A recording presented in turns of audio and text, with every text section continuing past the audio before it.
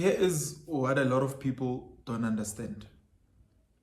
If you are working for a business and that business pays you a salary, then that means you are providing a service to that business.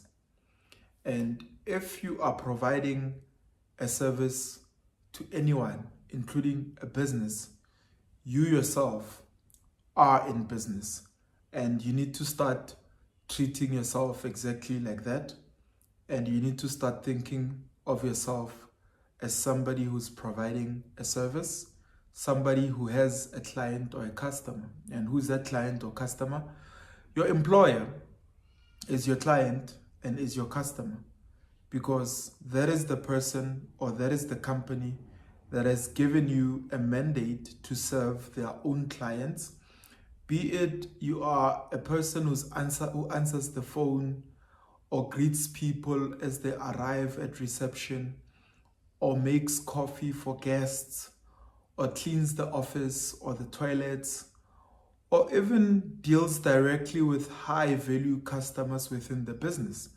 You are literally in business with the company that has employed you. And that's what a lot of people don't understand in the entrepreneurial space. Everybody has got an element of entrepreneurship in them. You know, those who do well and rise up in the upper echelons of life understand this, because they know that for them to do well and to be considered to be doing well, they ought to actually be providing a good service to their employer.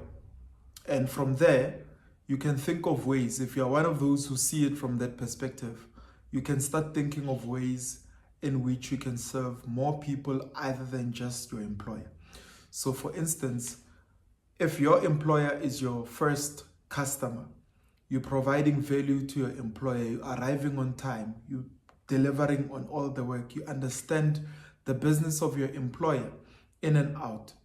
Now, because you understand the industry where your employer is operating, and you understand ways in which a business can be run, you can start thinking of ways in which you can serve other people in other businesses and make more money, for as long as you are not in conflict of interest based on what you do for your employer versus what you do for your other customers.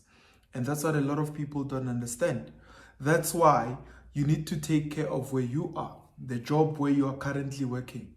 You need to look after that income and look after that employer. Why? Because he's your primary customer. It's like when you are in the army, right?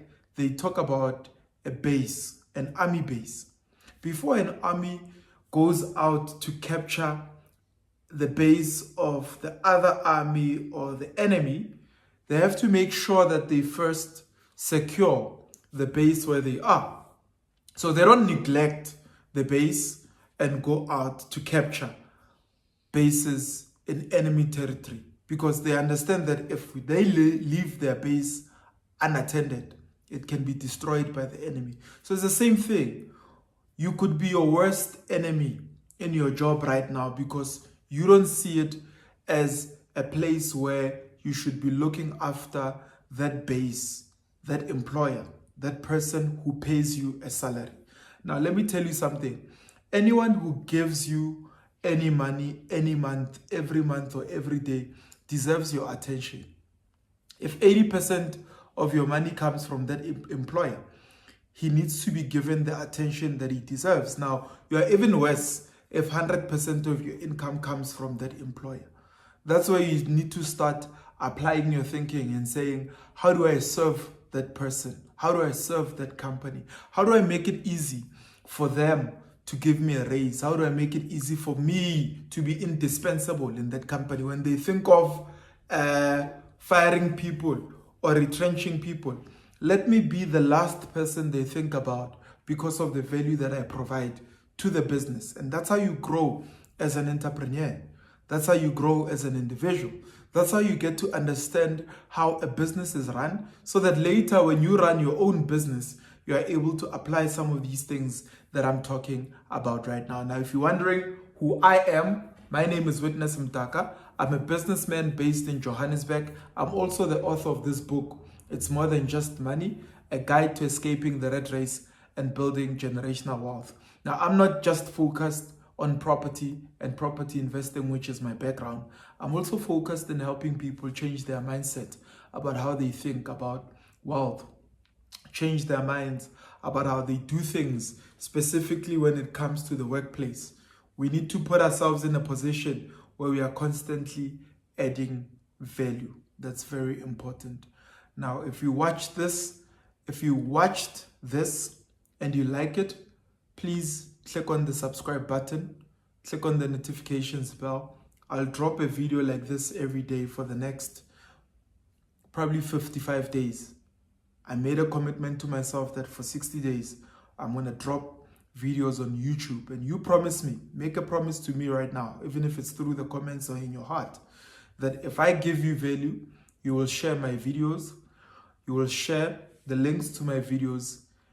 And as I see that and the channel grows, I'll continue to up my game and share more value into the stuff that I'm saying, and for you to receive value from the videos.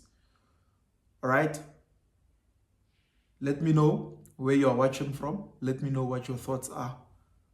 Ciao, ciao.